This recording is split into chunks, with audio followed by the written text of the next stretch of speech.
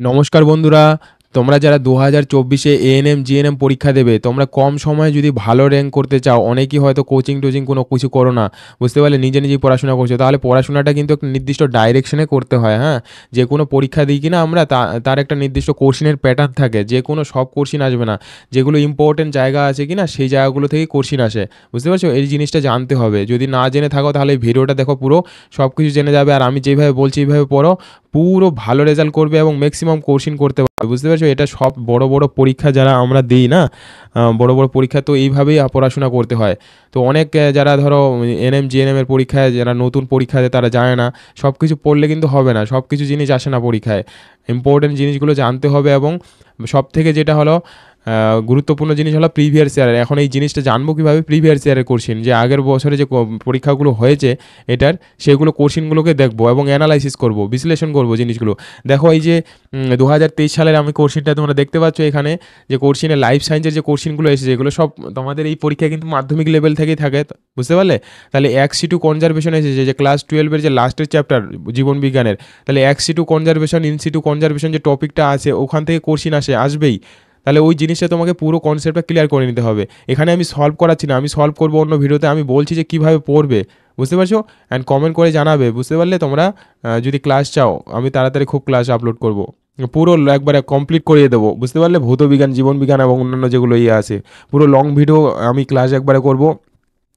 Crash course একবারে 2 ঘন্টা এরকম ধৈর্য সহকারে যদি করো কি না, আমি গ্যারান্টি দিয়ে বলছি দেখবে এই 1 মাস পরেই না প্রচুর ভালো করতে পারবে, র্যাঙ্ক করতে পারবে।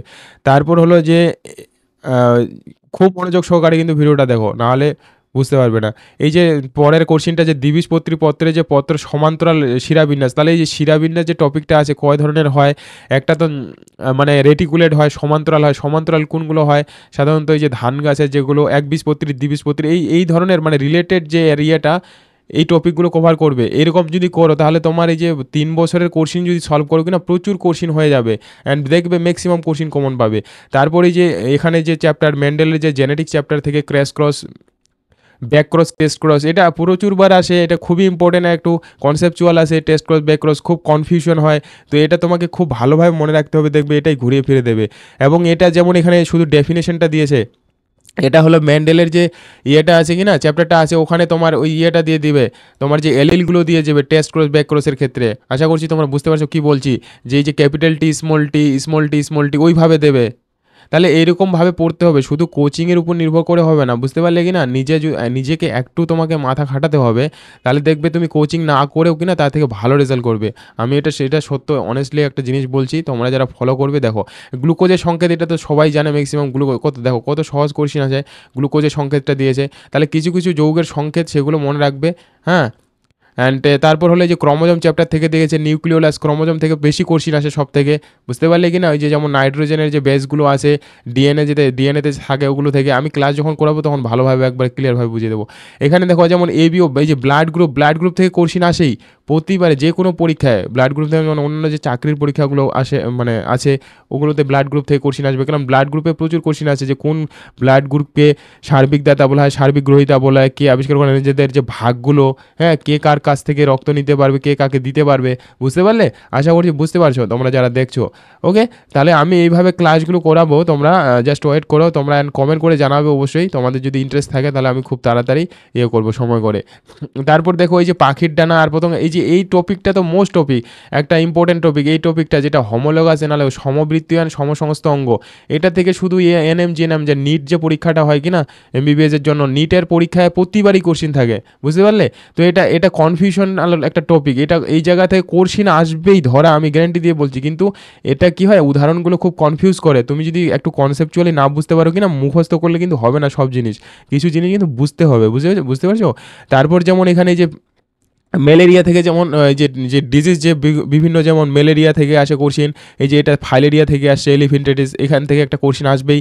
তাহলে এইরকমভাবে তোমাদের প্রিভিয়াস ইয়ারের কোশ্চেনগুলো যদি কেউ ফলো করে পড়ে, ওগুলোই তুমি কভার করতে পারবে না, এতগুলো হয়ে যাবে। তাহলে এই জিনিসটা তোমাদের জানতে হবে। এটাই হলো বেস্ট মানে স্ট্র্যাটেজি। কোনো পরীক্ষায় যদি ভালো রেজাল্ট করতে চাও, সব পরীক্ষার ক্ষেত্রে এটা করতে হয়। বুঝেছো?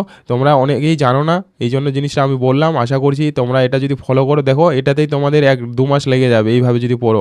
আর প্রচুর ভালো ইয়ে করতে পারবে। এই যে আমি যেটা বললাম দেখো অলরেডি, এই যে ডিএনএতে যে নাইট্রোজেন বেসগুলো থাকে সেটা কে কার পরিপূরক, বুঝতে পারলে? এই যে adenine, guanine, cytosine, adenine, guanine, cytosine, thymine, uracil, এগুলো যে থাকে কি না, আমি এখানে জাস্ট তোমাদের ইয়েটা বলছি পড়বে কীভাবে। এই যে পুরো টপিকটা না আসবেই কোশ্চিন ধরা। তারপরে যে কোষ বিভাজন থেকে কোশ্চিন আসবে, কোষ বিভাজনের দুটো মিওসিস অ্যান্ড মাইটোসিস কোষ বিভাজনের যে ভাগগুলো কোথায় কী হয়, এগুলো থেকেই কোশ্চিন আসবে। তোমরা মিলিয়ে নাও যদি না আসে 2024-এ। ওকে, তারপর হলো এই যে হরমোন থেকে একটা কোশ্চিন আসবে, হরমোন টপিকটা খুবই ইজি, হরমোন আসবেই।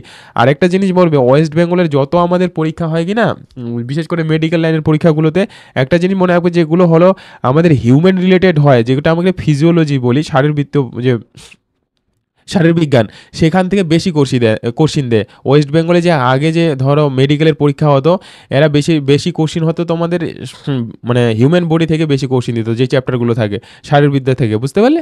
তো তারপরে যে এটা থেকে দিয়েছে কল্লাস লিনিয়াসের যে সিস্টেমা ন্যাচুরা। আমি সলভ পুরো করছি না, এটা জাস্ট তোমাদের বলছি যে এইভাবে পড়াশোনাটা করো। দেখো কম সময়ের মধ্যে কত তোমরা ভালো একটা ইয়ে করতে পারো। ওকে, এইভাবে সব কোশ্চিনগুলো করো। এইভাবে আমি শুধু এই ইয়েটা বললাম, বায়োলজিটা বলছি, সব যে যত ওই যে তারপর ভৌতবিজ্ঞান, জীবনবিজ্ঞান আছে।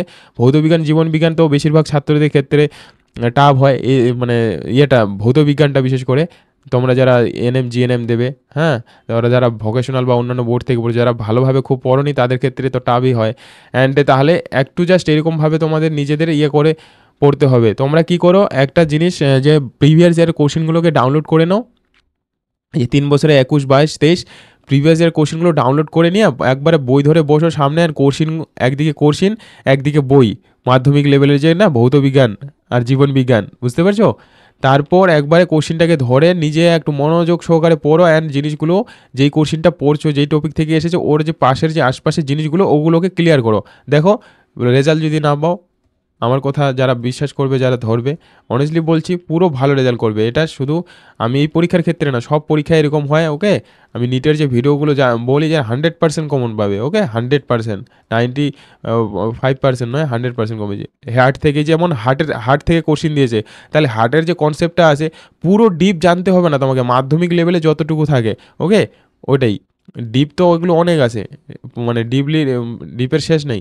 যেমন এই যে এইচআইভি থেকে এগুলো কোশ্চিন খুবই সহজ কোশ্চিনে, কিন্তু এই যে সঠিক নিয়মটা না জানলে কি না, এদিক সেদিক শুধু এলোপাথারি সব কিছু পড়ে যাবে, মনে হবে যে প্রচুর জিনিস পড়লে, কিন্তু কমন পাবে না, কিন্তু বেশি কোশ্চিন করতে পারবে না। তো থ্যাংক ইউ, আশা করছি তোমাদের ভিডিওটা হেল্পফুল হবে, অ্যান্ড অবশ্যই তোমরা চ্যানেলটাকে সাবস্ক্রাইব করো। আমি খুব তাড়াতাড়ি তোমাদের ক্লাস দেবো পুরো, অ্যান্ড আশা করছি আমার ক্লাসগুলো ফলো করলে দেখবে কত ভালো রেজাল্ট করতে পারো। অ্যান্ড খুব তাড়াতাড়ি এর ফর্ম ফিল আপ শুরু হবে, তার সম্পর্কে আমি ভিডিও দেবো, এবং যারা সাবস্ক্রাইব করেনি অবশ্যই সাবস্ক্রাইব করে রাখো, তাহলে সব কিছু জিনিস জানতে পারবে। Okay, so thank you, and channel